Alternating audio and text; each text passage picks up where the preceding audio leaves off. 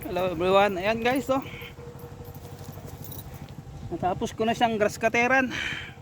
Ayan.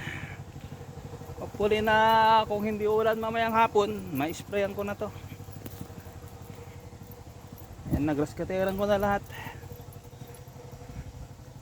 Ayan, na talagang mamumunga na siya. So, kailangan nating ma-sprayan. Ayan, oh. Siyempre yung mga yung mga ganito gagapasin na lang yan. Kasi baka tamaan yung pinakapuno. Yan ang patola natin. Malinis na. Diyan oh, marami na siyang bulaklak.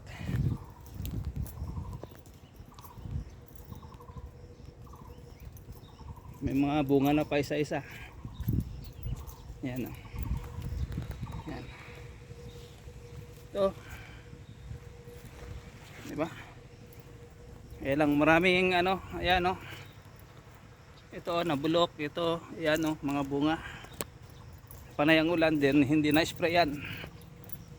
Saka yung mga ito, yung mga gagawin ni Mrs. pag may time.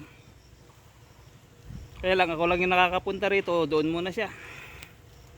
Kasi pinagpapahinga ako dahil puyat yun lagi. Nung isang araw, puyat, nandun lang siya nagbantay hanggang So ngayon naman naiuwi na yung bata, kaya lang hindi inuwi sa amin, doon na lang muna sa boarding nila. Kasi pinagbigyan na yung hiling ng anak ko, yung bunso na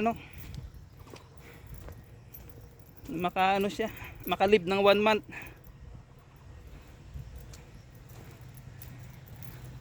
Ito may isang mahaba oh. Ito. Ayan, mahaba ang bunga oh.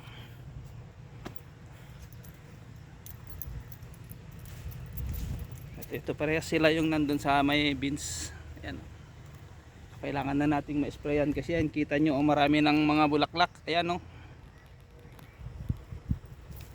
Ayan, katatapos ko lang yan. Hindi ko na sinama sa live kasi super busy. Sayang din yung mga di ko ma-jajaketan. Kaya ganun muna yung live ko, 1 hour. Maganda kasi yung mag live na yung natututukan ko para makita ko naman yung napasok. Ayan guys, so ayan, clean na siya. So let's go na, uwi na tayo for lunch, then hopefully mamayang hapon. Pero ayan oh, medyo madilim.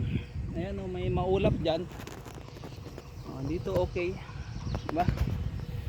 Kailangan kung hindi ulan, di thank you, makaka-spray tayo. Pag uulan, doon tayo sa garden tree, mag-grass cutting doon sa may beans. At least malinis na lahat para pag hindi umulan, spray na. Kasi ang insecticide sa sa gabi, sa hapon, yung paggabi na. So ayan, kumpleto na yan. So thank you po, tayo uwi na. Yan, naka-ready na yung service natin. Bye bye na, thank you so much.